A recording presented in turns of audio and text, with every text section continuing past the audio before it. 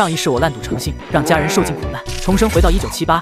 我觉醒了时空仓库能力，看着眼前瘦弱的妻女，我下定决心，这一次我要用未来的物资改变一切。1978，大雪纷飞，一把蓦地锃亮的杀猪刀划破夜空，带着呼啸的风声直劈林峰的面门。到此为止吧。苏瑶惊恐地捂住眼睛。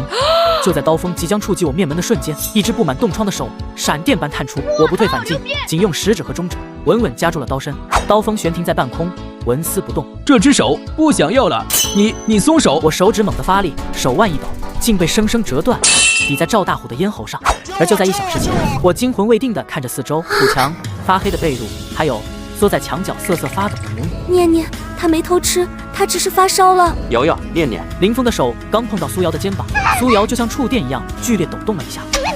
林峰，家里真的没钱了。畜生，我上辈子到底做了什么？林峰看向怀里的念念，孩子小脸烧得通红，呼吸微弱的像只小猫。好烫，得马上吃药。卫生所早就关门了，而且我们欠了赵大虎那么多钱，没人会赊药给我们的。林峰环顾四周，家徒四壁，连个热水瓶都没有。绝望之际，他脑海中突然闪过一道白光。此时，林峰眼前突然展开一个巨大的半透明全息界面，界面上方赫然写着沃尔玛仓储超市2024版，一排排货架上摆满了琳琅满目的药品、罐头和羽绒服。这是我的仓库。林峰试着在虚空中抓取，从货架上抓取了一盒布洛芬混悬液和一罐梅林午餐肉。光芒一闪，林峰手里凭空多了一瓶红色的药水和一个铁皮罐头。瑶瑶，快把孩子扶起来！这是什么？你从哪拿的？别问了，救命要紧！林峰强行掰开念念的嘴，小心翼翼地喂下退烧药。灶台下的火苗舔舐着锅底，林峰笨拙地切开午餐肉，大块的肉丁倒进翻滚的面糊里，浓郁的肉香瞬间填满了破屋。瑶瑶，趁热吃。林峰，这肉是哪来的？如果是偷赵大虎的，我们会被打的。放心吃，从今天起，我不会再让你们饿肚子，更不会让任何人欺负你们。苏瑶看着碗里的肉，又看了看林峰坚定的眼神，颤抖着舀起一勺喂给念念。破旧的木门被一脚踹飞，冷风夹杂着雪花灌入屋内。哟，挺香啊！赵大虎带着2个狗腿子大摇大摆地走进来，目光贪婪地落在桌上的午餐肉罐头上，随即转向缩在床角的苏瑶。林峰，你欠老子50块钱不还，居然躲在家里吃肉！大虎哥，宽限2天，我们一定还。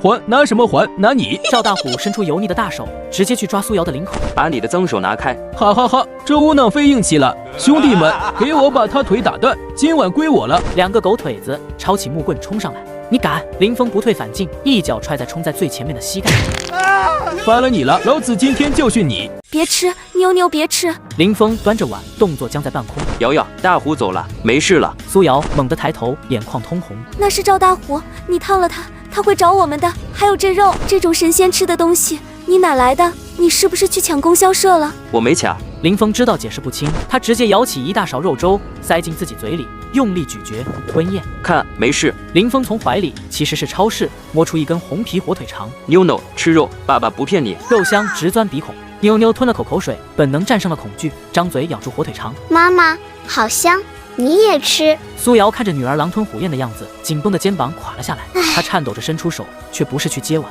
而是从身后的破木箱底翻出一个泛黄的牛皮纸档案袋，档案袋上写着3个大字：离婚书。林峰，趁赵大虎还没回来，你签了吧。你什么意思？这肉我不知道你哪来的，但我不想陪你死，我们划清界限，这孩子跟你没关系。赵大虎要杀要剐，冲我来！林峰心口一痛，猛地攥住苏瑶的手腕。苏瑶，你听我说。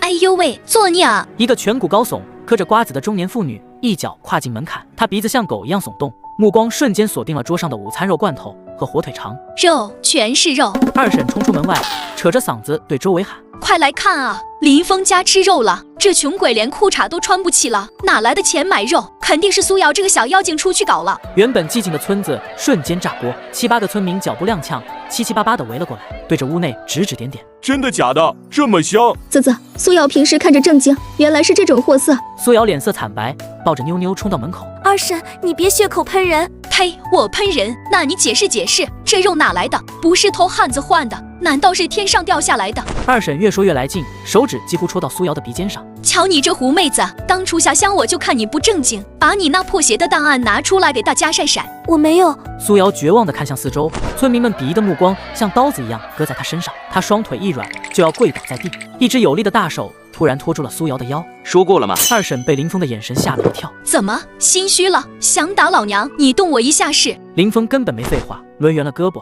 借着妖妇的力量，狠狠一巴掌扇在二婶脸上，极度响亮清脆。二婶整个人像陀螺一样原地转了一圈，重重摔在雪地里，半边脸瞬间肿起老高。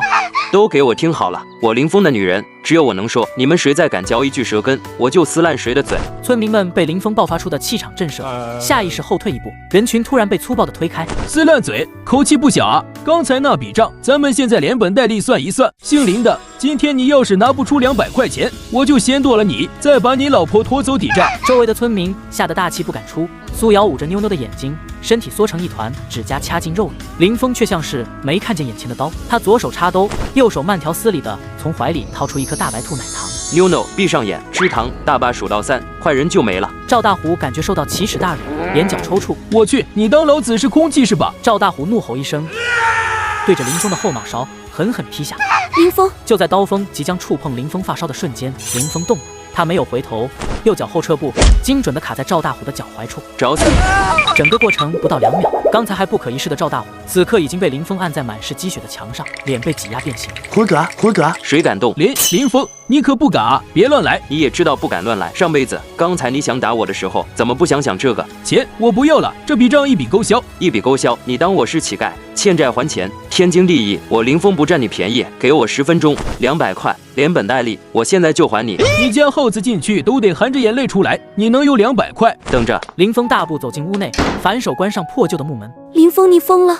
我们哪有钱？你快跑吧，从后窗跑，我拖住他们。林峰轻轻擦去苏瑶脸上的泪水。瑶瑶，相信我。林峰走到屋子最里面的烂柜子前，背对着苏瑶，必须一次性解决赵大虎这个麻烦，只有那个东西了。林峰闭上双眼，意识沉入脑海。门后是整齐排列的货架，沃尔玛仓储超市。林峰前往贵重物品珠宝区，他在一个不起眼的角落翻出一个落满灰尘的铁盒，打开，里面躺着3根金灿灿的小黄鱼。这是前世我在超市倒闭前收的抵押物，没想到跟着过来了。1根小黄鱼，在这个年代足够买下半个村子。一个巨大的红色感叹号弹窗直接对在林峰脸上。警告：检测到高价值物品提取。什么意思？之前拿罐头怎么没事？能量守恒定律，提取超越当前时代生产力的贵重金属，需扣除等价空间能量，当前能量不足。林峰咬牙，我要是非拿不可呢？强制提取将导致空间降级，药品区、生鲜区将永久关闭并消失。林峰的手僵在半空，他回头看向身后，意识外那里有高烧刚退的女儿和营养不良的妻子。如果药品区消失，在这个缺医少药的年代，女儿下次生病怎么办？林峰额头抱起青筋，死死盯着手里的金条。拿了金条就能解决赵大虎，但可能失去救命的药，不拿今晚这关就过不去。货架上的布洛芬混悬液已经开始像烟雾一样消散，机械音再次响起，语速加快。警告：倒计时10秒，请确认交换或放弃。10、9、8。林峰猛地睁开眼，回到现实，眼神狰狞。赵大虎，是你逼我的。林峰手里没有金条，却多了一把白光粼粼的高压电击火爆棍。既然钱给不了，那就给你点更刺激的。不行，电棍动静太大，后患无穷。对付这种人，得用他能理解的方式，让他知道什么叫疼。林峰面无表情地从怀里掏出东西，不是什么未来武器，而是一瓶高度2锅头和几个铁皮罐头。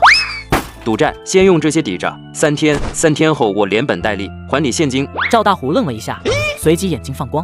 在这大雪封山的冬天，酒和肉罐头比钱还稀罕。赵大虎蹲下，贪婪地抱起酒和罐头。呵，行啊，林峰，还真能掏出点好东西，算你识相。他把东西递给身后的手下，但人并没有要走的意思。赵大虎重新站直，用油腻的杀猪刀刀背缓缓拍向旁边苏瑶的脸。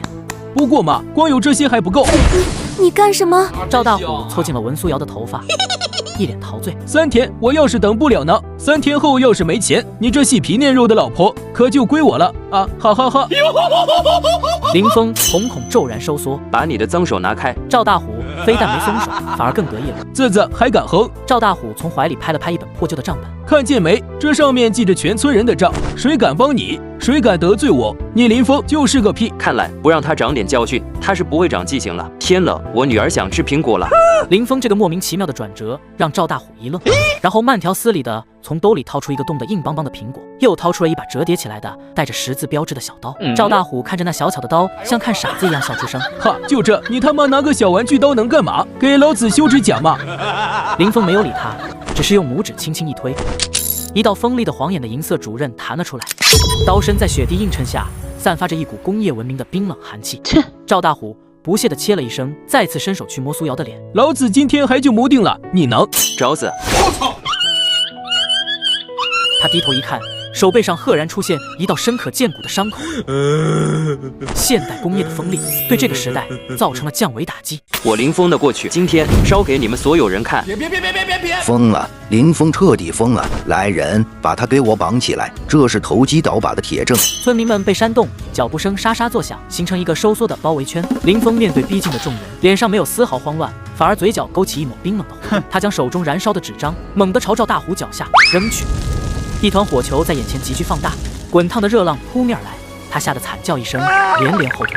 我林峰的旧账，连同我那个废物的过去一起烧了。但谁要是敢诬陷我，我就让他家比这火烧得更旺。3天前深夜，月光稀疏，林峰将一个沉重的麻袋扔在雪地上。一个瘦小如鼠的男人，代号老鼠，立刻扑上去查看，警惕地四下张望后，才解开袋子。我的乖乖，林峰，你小子从哪儿淘来这些金疙瘩？这可是城里供销社都断货的硬通货。别问那么多，能吃下多少？吃下，全吃下。这批货，我给你这个数，300块现金。在1978年，这是一个足以让任何农民疯狂的数字。500少1分，我现在就去找李瘸子。老鼠脸色一变，你行，500就500，你小子是真狠。老鼠不情愿地从怀里掏出一个用油布包着的厚厚钱沓，数了又数，递给林峰。下次还有货，我再找你。好，随时恭候。3天后午后，赵大虎带着村支书和一群村民，气势汹汹地堵在林峰家门口。林峰，滚出来！3天到了，钱呢？拿不出钱，今天你老婆就得跟我走。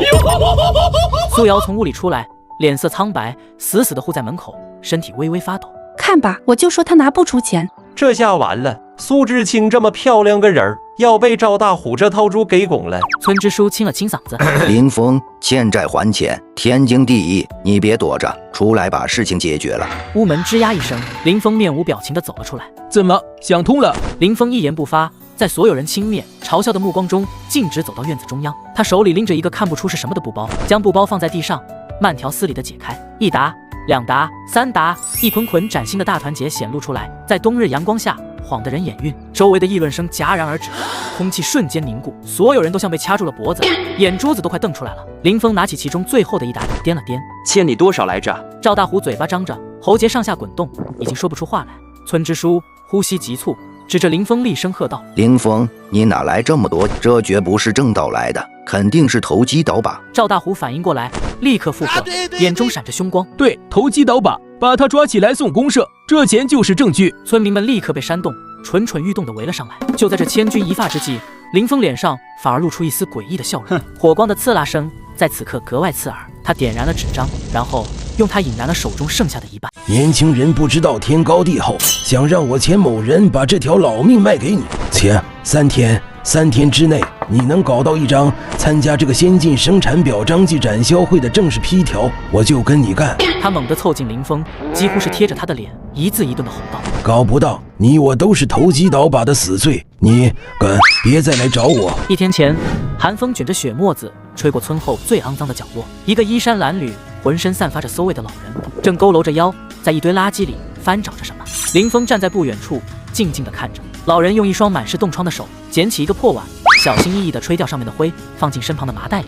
钱掌柜，老人身体一僵，随即像是没听见一样，继续埋头翻找垃圾。你认错人了。解放前，县里最大的步行4海通的少东家，一把算盘，算尽天下财路，我没认错。钱掌柜缓缓抬起头，第一次正眼打量林峰，眼神里带着审视和一丝被揭穿身份的惊惧。你想干什么？跟你谈一笔能让你东山再起的生意。跟我谈生意？滚吧，小子！别拿我这糟老头子寻开心。你家屋顶的破洞撑不过下一场雪，你那点风湿再冻一宿，这双腿就该废了。钱掌柜的身体再次僵住，想活命就跟我来。林峰径直走向不远处一间4面漏风的破屋，钱掌柜在原地站了足足半分钟，最终咬了咬牙，一瘸一拐地跟了上去。林峰从怀里拿出一个银色的造型奇特的杯子，一个现代保温杯，他拧开盖子，从里面倒出一股滚滚的热气。在这滴水成冰的天气，哪来的热水？林峰将杯子放在桌上，又变戏法似的拿出一个小纸包，撕开，将里面的茶叶沫倒进杯里，再把盖子拧紧，整个过程行云流水，不发一言。你这是什么东西？一个能让热水放半天都不凉的杯子。荒唐！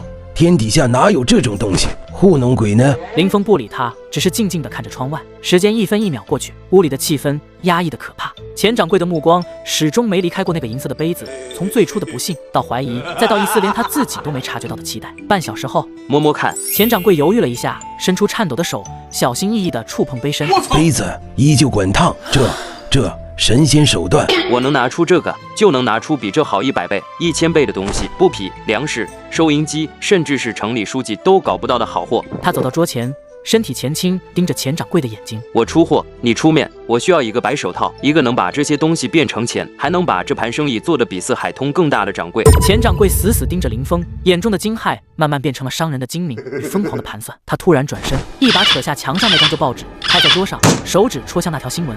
空口无凭，想让我钱某人把这条老命卖给你？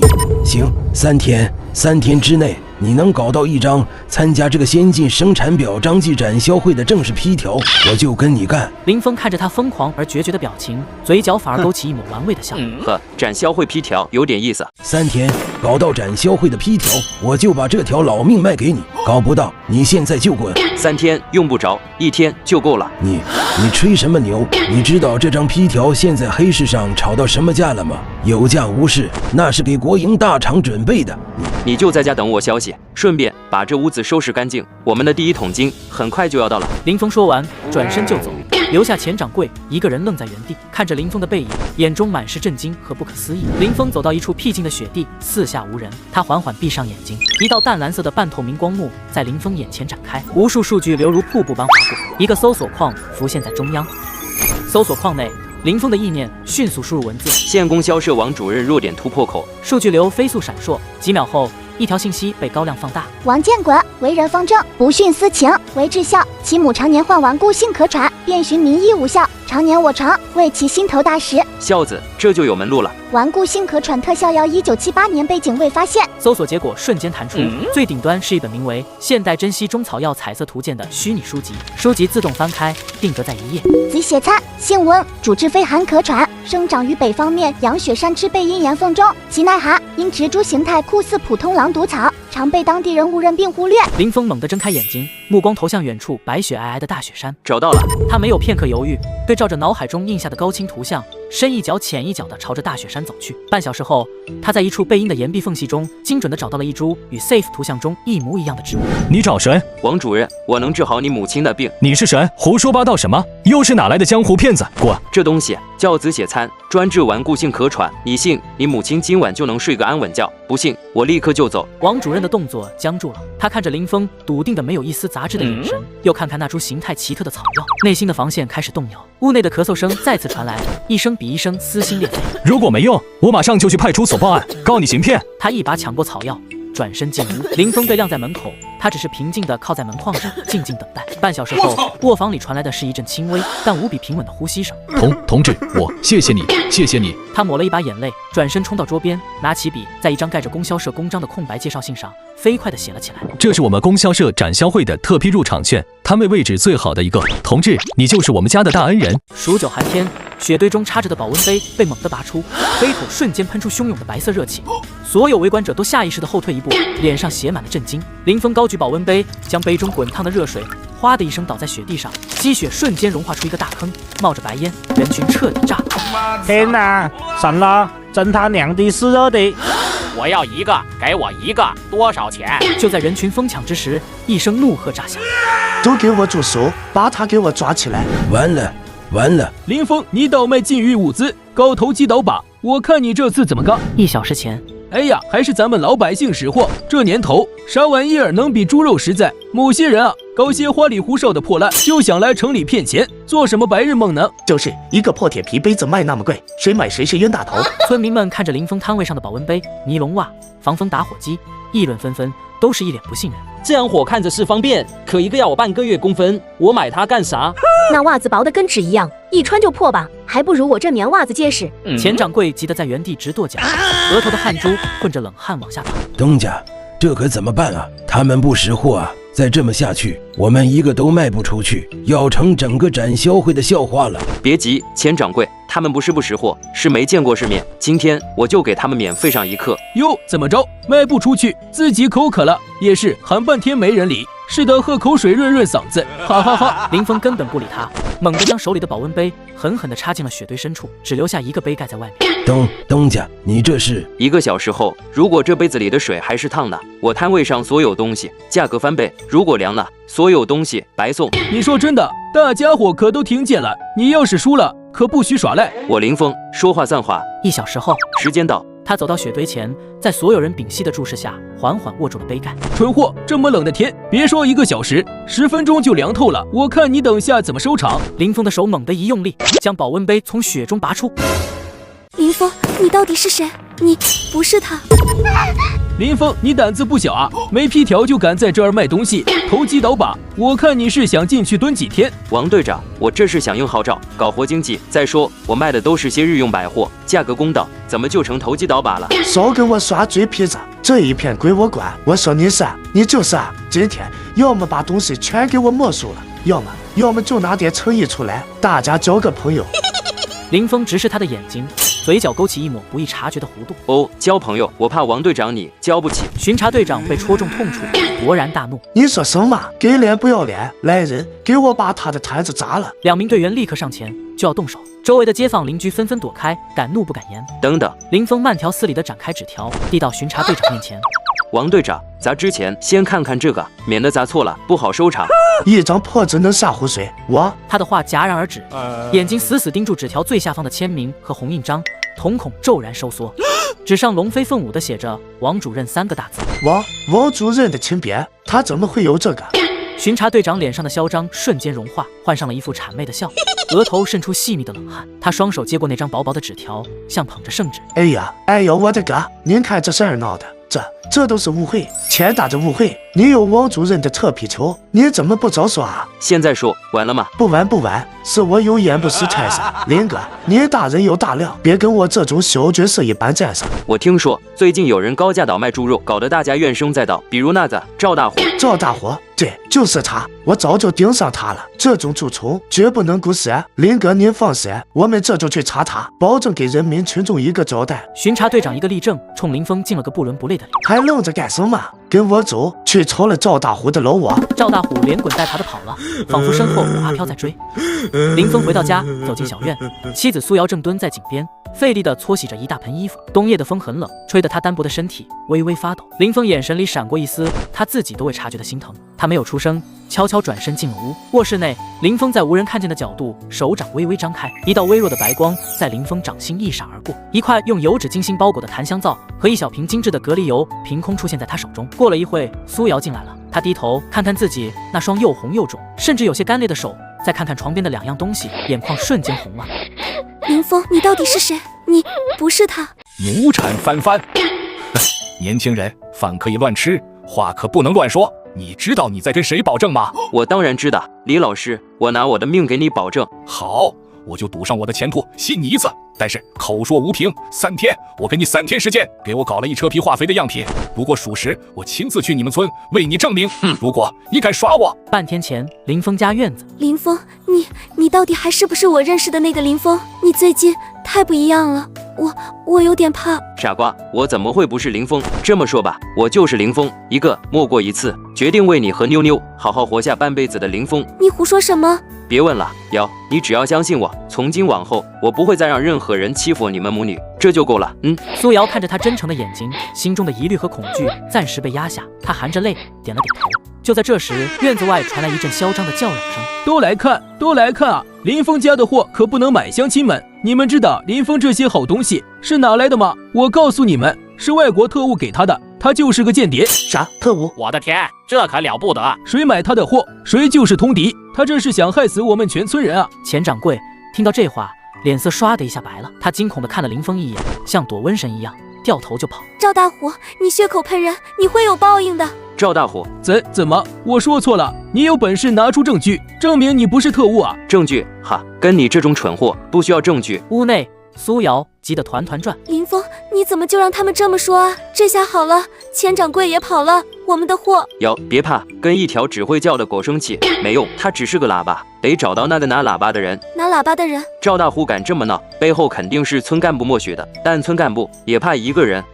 你要去找公社的李老师？不行，那可是听说他脾气又臭又硬，你什么都不带，他会见你吗？林峰拿出一小袋用油纸包好的化肥，又拿起桌上一本皱巴巴的农业杂志。谁说我什么都不带？我就带这2样东西，去给他送一份天大的功劳。你就是林峰，最近村里闹得沸沸扬扬的那个投机倒把分子，胆子不小，还敢找到我这来。说吧，什么事？给你1分钟。我不为自己辩解，我来是想给咱们公社送一场天大的富贵。富贵？就凭这点？这是什么？化肥？还有一本破杂志。林峰，你是在耍我吗？您先别急，这是我搞到的新型化肥，肥力是市面上黑市货的10倍不止，价格却只要1半。这本杂志上有关于这种氮磷钾复合肥的科学解释。哦，科学？李老师，我知道您最关心的是社员们的收成，我向您保证，只要用上我的化肥，不出1年，咱们红星公社粮食亩产至少翻一番。你说什么？我说亩产翻番这4个字够不够分量？他死死盯着林峰，胸口剧烈起伏。这不仅仅是政绩，这是能改变无数人命运的功劳。他内心的天平在疯狂摇摆。亩产翻番？哼，年轻人，饭可以乱吃，话可不能乱说。你知道你在跟谁保证吗？我当然知道，我拿我的命给你保证。好，我就赌上我的前途，信你一次。但是口说无凭，3天，我给你3天时间，给我搞了1车皮化肥的样品。如果属实，我亲自去你们村为你证明。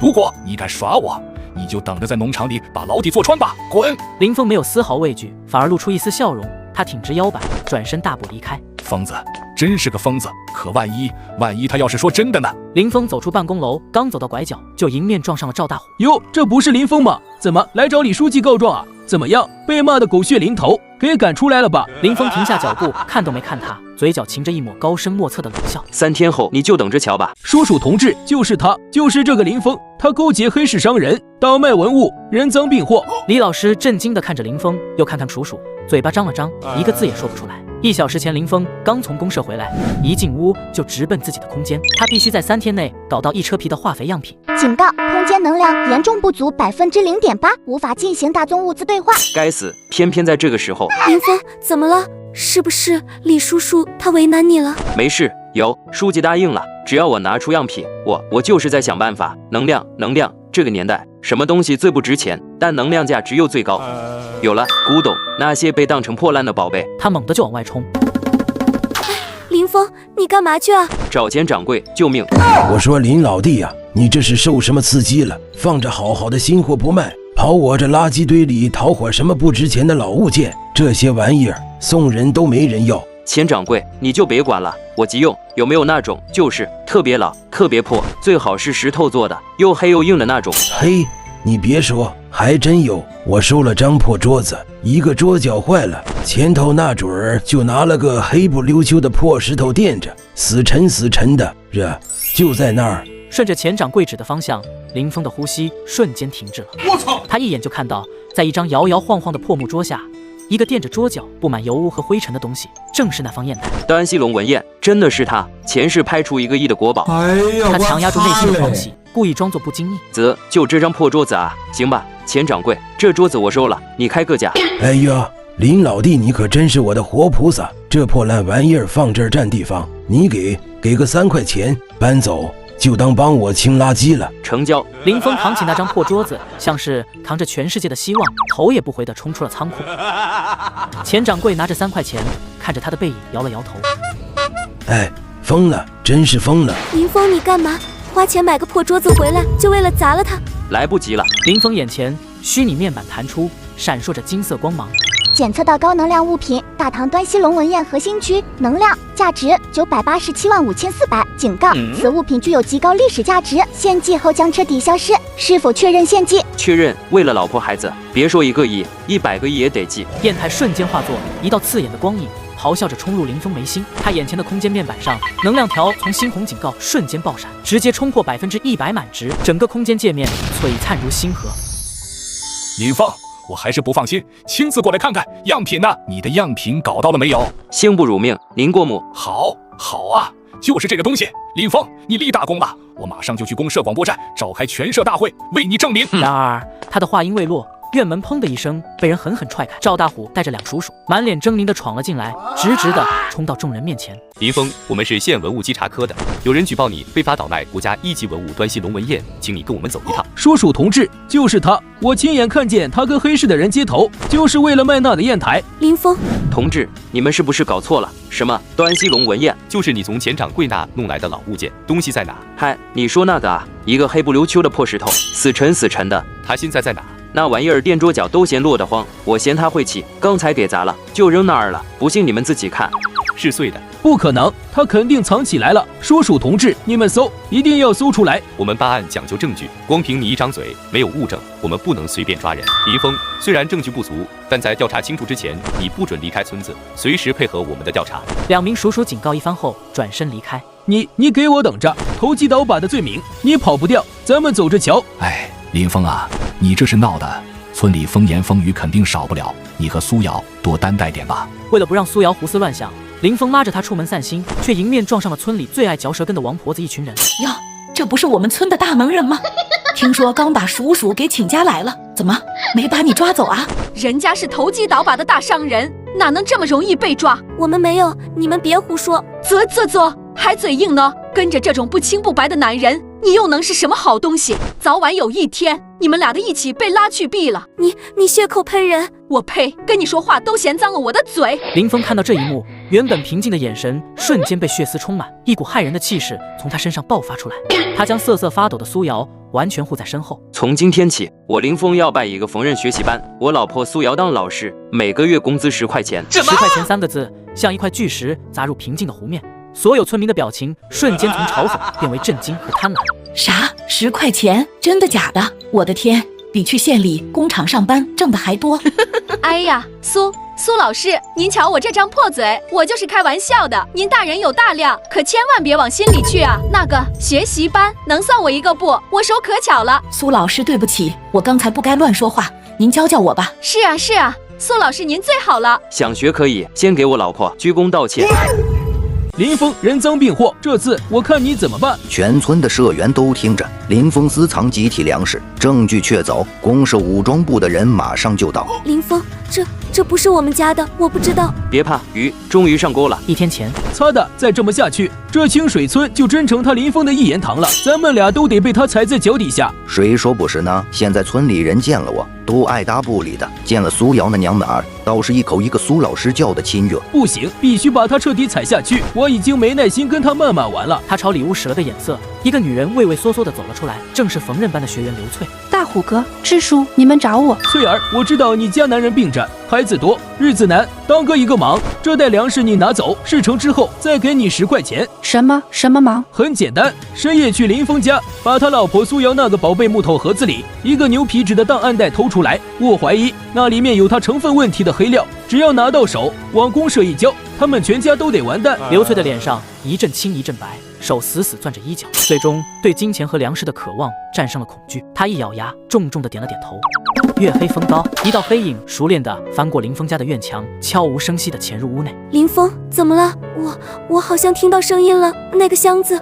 没事，睡吧。不过是条贪心的鱼，咬住了我早就为它准备好的饵。什么饵？我们的东西被偷了？那个是假的，这个才是真的。林峰将真的档案袋递给苏瑶，眼神变得锐利而冰冷。他们偷走的那份罪证，每一个字都是我亲手为赵大虎准备的惊喜。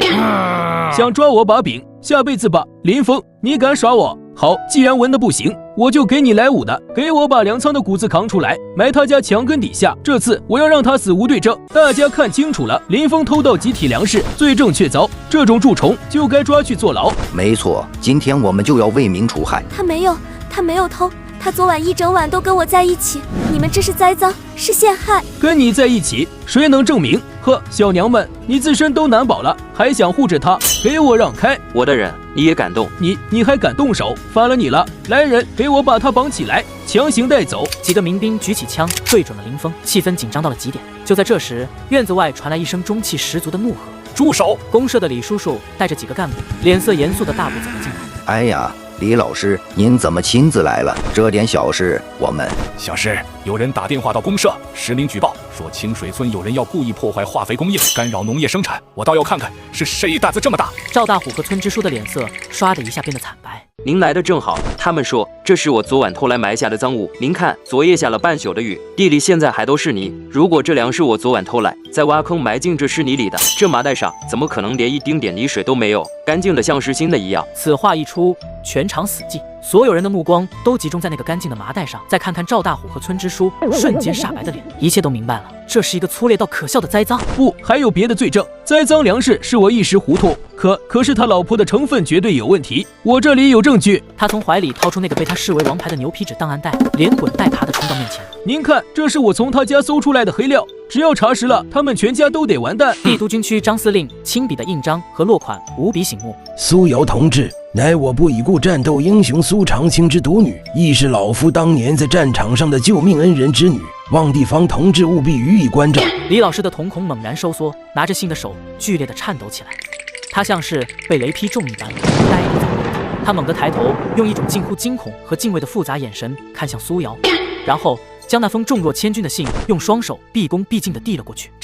这封信是军区张司令的亲笔。赵大虎彻底傻了，他不敢相信自己的阴谋，竟亲手为苏瑶揭开了一个连他自己都可能不知道，足以震动整个县城的惊天背景。别动，刀剑再进1毫米，你的世界就只剩下黑暗了。我错了，林峰，峰哥，我错了，饶了我，我再也不敢了。林峰手腕微动，刀尖又压下半分。赵大虎发出一声不似人声的凄厉惨叫。片刻之前，随着苏瑶的惊人背景曝光，赵大虎和村支书的栽赃阴谋彻底败露。2个民兵上前，一左一右架住赵大虎的手臂，准备将他压走。他猛地一怔，用尽全身力气甩开2个民兵。你干什么？老实点！赵大虎根本不理，他的目光扫过全场，最后定格在离他最近的苏瑶和院角那把忘了收起来、泛着油腻寒光的杀猪刀上。他嘶吼一声，整个人如疯牛般冲了过去，将苏瑶死死勒在身前。锋利的刀刃瞬间横在了他白皙的脖颈上。都别动，谁敢再过来一步，我先送他上路。林峰，你给老子滚过来！是你，都是你这个杂种害的，老子今天就算死也要拉你老婆垫背。你过来啊！苏瑶吓得浑身发抖，泪水在眼眶里打转，却死死咬着嘴唇，不让自己发出一点声音。赵大虎，你已经输了，放了他，你只是去劳改；伤了他，你就是死路一条。想清楚！哈哈哈哈，死路一条，老子早就没路走了。少废话，你一个人过来，不然我现在就划他的脸。林峰眼神冰冷，迈开脚步，一步沉稳地走向赵大虎。他掏出来的却是一把小巧的瑞士军刀和一个苹果。别激动，你看我没有武器，咱们慢慢谈。你在搞什么鬼？站住！我叫你站住！话音未落，哐当！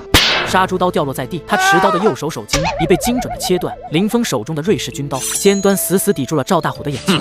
他俯下身，嘴唇凑到赵大虎耳边：“我给过你机会了，他动我的生意，我可以忍；他辱我的人格，我也可以忍。但是当他把主意打到我女人的身上，那他就触碰了我的逆鳞。”小峰，那光头强，他还点名，他点名要见谁？要见苏瑶。赵大虎被民兵押走，公社办公室里，李老师长舒了一口气，亲自给林峰倒了杯水。小峰啊，这次多亏了你，要不是你脑子转得快，及时稳住了局面，后果真是不堪设想。这个赵大虎就是村里的一颗毒瘤。李书记，他这种人关进去能关多久？持刀伤人未遂，加上敲诈勒索，判是肯定要判的。但我总觉得这事儿没那么简单。您是说，你想想，赵大虎一个混子，哪来那么大的胆子和本钱，在村里放贷这么久？他背后要是没人，你信吗？拔掉一根草，根可能还在土里，你自己要多加小心。林峰谢过后没有回家，而是径直走向了村里消息最灵通的地方——钱掌柜的杂货铺。哎呀，峰哥，大英雄回来了！赵大虎那孙子被抓了，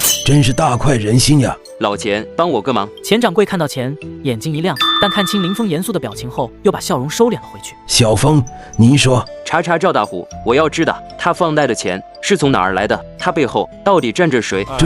这可不是打听谁家婆娘吵架那么简单。这水深，我知道水深，所以才找你。不过我在家。行，你等我。过了大概1刻钟，钱掌柜出来了，但他的脸色比进去时还要难看，额头上全是冷汗。查到了。赵大虎只是个小喽啰，他背后真正的大老板是县城里的光头强。光头强，黑白通吃，掌控着县里大部分灰色渠道的那个。对，就是他。赵大虎每个月都要上交9成的利钱给他。峰哥，你这次是捅了马蜂窝了，这人咱们惹不起啊！惹不起，在我林峰的字典里没有这3个字。哎呦，我的哥！关键是光头强已经知道赵大虎折在你手里的事了，他放出话来了。哦，他想怎么样？派人来找我麻烦？不是，他说他要亲自来咱们大河村拜会一下您这位新崛起的林老板。小峰，那光头强，他还点名要见苏瑶。他想见可以，我亲自去县城带会他。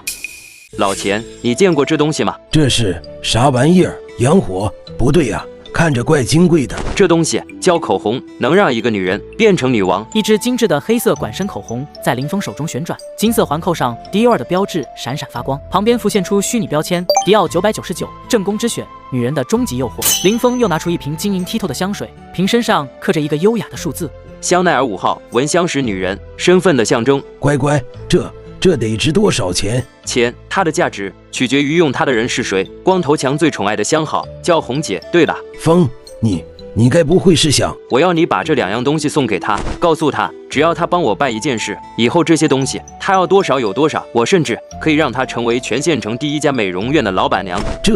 这可是把刀尖上舔血的买卖。红姐是光头强的心头肉，万一……心头肉不，它只是光头强最贵的一件玩物，而我现在要给他一个成为主人的机会。你去告诉他，选择权在他手上。钱掌柜看着桌上那2件散发着致命诱惑的洋玩意儿，又看看林峰那成竹在胸的眼神，最终一咬牙，拿起东西。我豁出去了，你等我消息。红姐的闺房里，她痴迷地看着镜中的自己，那抹从未见过的烈焰红唇，让她整个人都散发出一种危险又迷人的气息。她拿起钱掌柜留下的纸条，上面写着一串数字和一个地址。钱掌柜连滚带爬地冲进后院，将一个黑色的账本死死抱在怀里，激动的话都说不利索。到手了，真的到手了，红姐她成功了。林峰接过账本，神色平静地翻开，看着上面密密麻麻的名字和数字。光头强，你的女人我帮你照顾了，接下来你的账我也帮你算一算。林峰，光头强那边一点动静都没有，我总觉得心里不踏实，他不像是个会吃哑巴亏的人。林峰手指轻轻敲击着账本封面，眼神沉静而锐利。他不是没动静，他是在蓄力。狗急了会跳墙，他现在就是那条准备拼命的疯狗。苏瑶握紧了拳头。那我们明天一早就把这个交给李书记，只要到了县公安局手里，他就彻底完了。林峰点点头，但眼神闪过一丝凝重。但在那之前，我们必须做好万全的准备。光头强一定会做最后的反扑，我担心他会对叔叔阿姨、对我们的家人下手。警告：能量储备5%。警告：能量严重不足，空间货架即将锁定。能量快耗尽了，必须在决战前补充完毕。药品、防身工具一样都不能少。他的目光在屋内飞快地扫视。你看那个花瓶干嘛？那是你上次从赵大虎家拿回来的，找人看了，说是民国仿的，不值钱。不值钱？不，他马上就要发挥它最大的价值了。反正是个赝品，扔了也可惜，正好拿来当充电宝。他一手托着花瓶，另一只手覆盖在上面，集中精神回收。就在他默念的瞬间，手中的花瓶没有像往常一样化为光点消失，而是咔嚓一声从中间裂开一道缝隙。检测到伪劣能量源，能量核心受损，空间进入紧急修复模式，预计修复时间72小时。都不，怎么会偏偏是这个时候？苏瑶被他突然的反应吓到。林峰，你怎么了？林峰还来不及解释，院门外就传来光头强的咆哮，紧接着是一声巨响，门板4分5裂。林峰，游戏结束了，你让老子找的好苦啊！滚滚浓烟吞噬了整个院子，烈火熊熊，将草房的木梁烧得噼啪作响。火光映照在林峰的脸上，汗水混着黑灰从他紧绷的下颚滑落。烧嘎他们，我看你这次还有什么神仙玩意儿？林峰，你不是能耐吗？再变个戏法给我看看，哈哈哈！林峰，你怎么了？你别吓我！空间没了，苏瑶去灶房烧开水，把那坛二锅头拿出来，快！林峰，你让老子找的好苦啊！光头强，你还敢来送人头？送人头，哈哈哈！林峰，我看谁来救你，给我上，弄他！就在这时，苏瑶端着一盆滚烫的洗脚水冲了出来。林峰，接着！林峰头也不回，反手接过滚烫的铜盆，看也不看就朝身后扑来的光头强泼去。烫死老子了！光头强，这是你逼我的，都给我下地狱去吧！烈酒爆燃，一道火墙瞬间在院中炸开，将打手们和堂屋隔开。火势迅速蔓延，点燃了院子里的干草堆，接着又引燃了草房的屋檐。林峰剧烈的喘息着，看着被火墙逼退的敌人。然而，火势也封死了他们自己的退路。浓烟滚滚涌入堂屋，房梁开始发出断裂的声响。苏瑶被浓烟呛得剧烈咳嗽，身体一软，倒在了林峰怀里。都不许动，把他们全给我铐起来！得救了，苏瑶，我们得救了！很快，院门被暴力撞开，李老师带着几个叔叔和民兵冲了进来。他们看到眼前的火势，脸色大变。快，水，那边有水缸，快救火，把这些弄出来！小烈、苏瑶同志，你们怎么样？李老师还好，他只是被烟呛晕了。此时，火势被控制住。光头强和他的手下全被反剪双手，狼狈地按在地上。光头强看见林峰安然无恙，还不死心，挣扎着抬头嘶吼。林峰，你别得意，老子这次栽了，还有下次，我告诉你，你。他的话没能说完，一个穿着笔挺的年轻人从李老师身后走了出来，人群自动为他分开一条路。他直接无视了叫嚣的光头强，径直走向林峰。林峰同志，我是帝都军区王副首长的警卫员，奉首长之命前来探望苏瑶侄女。首长、侄女这几个字像炸雷一样在李书记耳边响起，他身体一震，难以置信地看着昏迷的苏瑶。警卫员放下手，目光转向地上被吓傻的光头强，眼神瞬间冷了下来。首长已经知道这里发生的一切，他说任何胆敢伤害我救命恩人之后的人，一律严惩。的空间系统修复完毕，100%，能量核心升级成功，启动备用能源矩阵，新增功能模块，物质分析与重构已解锁，当前能量储备100%。光有力量还不够，光头强这种事绝不能再发生第二次。我需要一个谁也动不了的商业帝国，一个真正的保护伞。瑶瑶，再等等我，很快我就能给你一个安稳的家。次日，县委办公室，李老师看着林峰递上来的先进农业技术推广合作社申请和一份工厂建设计划书，眉头拧成了一个疙瘩。小李啊，我承认你很有能力，但一上来就要县里最大那块地建综合性工厂，这个步子是不是迈得太大了？这可不是闹着玩的。老师，正是因为不是闹着玩，我才必须这么做。这次的事您也看到了，我没有实体，没有名分，在别人眼里就是个有点钱的个体户，谁都能来踩一脚。我需要一个合法的、强大的身份，不仅是为了自保，更是为了把我们县的资源盘活，真正带动乡亲们致富。我向您保证，1年之内，我们厂的利税能顶现在半个县。好，我就赌一次，赌你这个年轻人的魄力，也赌我们县的未来。县里最大的那块地批给你了，放手去干吧。几天后，奠基仪式现场。回答我，林峰，你是不是疯了？大家觉得我拿大家的钱给我老婆做了个礼物，是在胡闹，对吗？哼，我只是胡闹，简直是昏了头了。那你们告诉我，什么东西最缺？什么东西利润最高？是化肥吗？是衣服吗？错，是能让女同志们变美的东西。是我手上这个你们看不起的雪花膏，我能让它的效果超过市面上任何一款产品10倍、100倍。我这辈子所有的努力，就是为了让我老婆能过上好日子，用上全世界最好的东西。这个品牌是送给她的礼物，更是我们商业帝国的起点。老婆牌名字倒是挺响亮，自我介绍一下，护士雅霜品牌总监赵天宇。你这个小作坊的东西，在我们正规军眼里一文不值。林峰，别给我装傻，你的资金来源，你那远超时代的技术，还有你那套蛊惑人心的营销手段，到底是从哪来的？王组长发这么大火，是怕了？怕？我会怕你一个投机倒把的毛头小子？我告诉你，坦白从宽，抗拒从严，再给你最后一次机会，不然你就等着作为改革前夜的反面典型，被钉在历史的耻辱柱上，永世不得翻身。王组长狰狞的面孔和林峰平静的眼神形成强烈对比，画面在两人对峙的瞬间猛然定格。哎，别挤别挤，大家都有。下一位。林峰和钱掌柜看着这火爆的景象，钱掌柜嘴巴张得能塞下一个鸡蛋，脸上的褶子都笑开了花。我的乖乖，林峰啊，你小子真是个财神爷！这才几天，咱们赚的钱比我那铺子10年赚的都多。这哪是雪花膏，这简直是印钞机啊！钱叔，这才哪到呢？这只是个开始，我们的目标不是这个小县城，是省城，是全国。我要让老婆排3个字，响彻华夏。就在这时，一阵刺耳的刹车声突然划破了鼎沸的人生。过来3、4个穿着中山装、表情严肃的男人，为首的正是王组长。查封工厂，冻结所有账目。你们是什么人？凭什么查封我们的工厂？省联合调查组，我们接到举报，林峰涉嫌重大投机倒把罪，扰乱市场经济秩序。现在我们要带他回去接受调查。他的目光死死锁定林峰。林峰，跟我们走一趟吧。好，我跟你们走，但我希望你们明白，你们今天查封的不是一个简单的工厂。他缓缓环视了一圈周围那些从兴奋瞬间跌入恐慌的百姓。你们扼杀的是这个县城刚刚燃起的希望。时间线衔接回审讯室。警告：检测到时代节点及危机，守旧势力反扑，建议启动未来视野方案。想拿我当反面典型，你们还不够格。王组长，你问我的技术和资金从哪来，我可以告诉你。王组长和记录员都精神一振，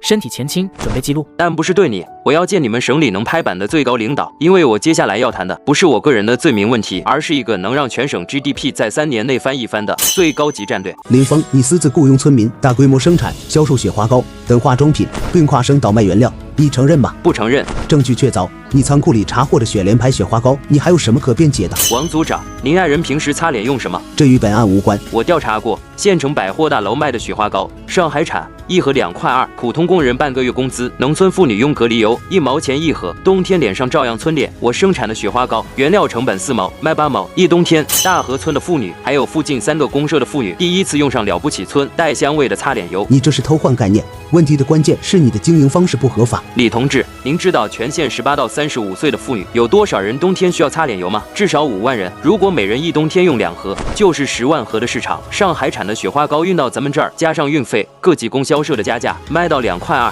我本地生产，省了运费，让利给社员，1盒便宜1块4，这是我的账本。过去8个月，雪花膏厂总利润2100块，其中1000块作为承包费上交公社，500块给40名工人发了工资和奖金，人均月工资28块，是公社赚劳力的2倍，剩下的600块全部投入扩建厂房和购买新设备。你这个成本怎么控制的？甘油用本地的蓖麻油提纯，香精我从广州用收银机换，那边走私货多，我拿咱们县的核桃、红枣去换，1斤换1斤。瓶子是玻璃厂的次品，便宜处理，我打磨之后照样用，这叫充分利用本地资源，降低生产成本。但你的销售渠道涉及跨省，我的雪花膏原料来自本地农产品加工蓖麻油，生产使用公社批准的厂房，雇佣的是本村剩余劳动力。产品首先供应本县供销社，只有在产量过剩时，才通过私人关系销往邻省，而且价格比国营产品低1/3，质量更好。他拿起1盒雪花膏，拧开，清新的茉莉香弥漫审讯室。上海产的雪花膏主要用矿汁，我加了蜂蜜和甘油，更滋润，香味我调淡了，适合劳动妇女。如果这是腐蚀思想，那县百货大楼卖的所有日用品都在腐蚀思想。问题的关键不是雪花膏，而是我们是继续守着越穷越的老观念，让妇女冬天脸皴手链，还是实事求是，允许群众用更便宜的价格过上更有尊严的生活。你这些理论从哪儿学的？政治经济学批判论10大关系，还有我从废品站淘来的香港杂志，上面有欧美化妆品行业的介绍。我每天晚上自学到半夜。王组长，我只是个初中毕业的农民，但我明白一个最简单的道理，老百姓过上好日子，社会主义才能有吸引力。林峰，你说服了我个人，但政策就是政策，你的经营范围明显超出了农机修理。审讯室的门突然被推开，苏瑶走了进来。王组长，我能说几句吗？你是？我是林峰的妻子苏瑶，也是雪花膏厂的质检员。这是过去3个月我们收到的用户来信，一共274封，都是一致的好评。领导，我男人是犯过错误，他以前赌博、打人，不是个东西，但他改了。这3年，他白天在厂里干活，晚上看书学习，做梦都在算配方比例。他做的雪花膏让全县多少妇女冬天好过了点，这算不算将功补过？警卫员此时上前，从公文包取出保密电话，接通后递给王组长。小王嘛，我是陈国华，首长。林峰的事我听说了，我问你一个问题，咱们打仗的时候缴获了美国罐头、日本饼干，给不给伤员吃？给，那不就是了？好东西就是好东西，管它哪里来的，谁先想的？现在搞建设一个道理，而且还解决了不少就业。改革嘛，总要有人先烫漏子，只要他不偷不抢，不害群众，我看可以观察观察。电话挂断，王组长沉默。那个，给我留2盒我爱人冬天手链。我宣布，从今天起，大和集团51%的股权归我妻子苏瑶所有。这个商业帝国，法人代表是他，他永远姓苏。林峰，你……半天前，一辆崭新的黑色轿车缓缓驶入破旧的大河村村口。是林峰那小子，他真回来了。看这派头，坐小轿车回来的，听说在省里都挂上号了。他不是被抓走了吗？怎么？哎呀，林峰，你可算回来了，我们都盼着你呢。回来了，乡亲们，我知道，过去我林峰在村里是个不务正业的二流子，很多人看不起我，甚至欺负过我，那些事都过去了。我今天回来，不是为了跟谁算旧账，我回来是要告诉大家，我的工厂不仅没事，还要扩大规模，省里批了，要拿我们大河村当典型。人群中发出一阵压抑不住的惊呼。我林峰今天当着全村人的面承诺，从下个月开始，工厂出钱给村里每一户人家都盖上3间大瓦房，让咱们大河村再也没有1间土坯房。天哪，盖新房，我没听错吧？林峰，你说的是真的？我不是人啊，林峰，二婶对不起你，我混蛋，我当初就不该。呜呜呜！我林峰说话一口唾沫一个钉。今天晚上全村吃席，我请客。林峰，是二婶我有眼不识泰山。二婶都过去了，以后好好过日子。苏瑶，这些年委屈你了。所有人都以为是我林峰有本事，但我自己知道，没有你，我早就垮了。林峰，你别这么说。我宣布，从今天起，大和集团51%的股权归我妻子苏瑶所有。这个商业帝国，法人代表是他，他永远姓苏。林峰，你这太贵重了，我不能要。现在你才是首富，以后轮到我吃软饭了。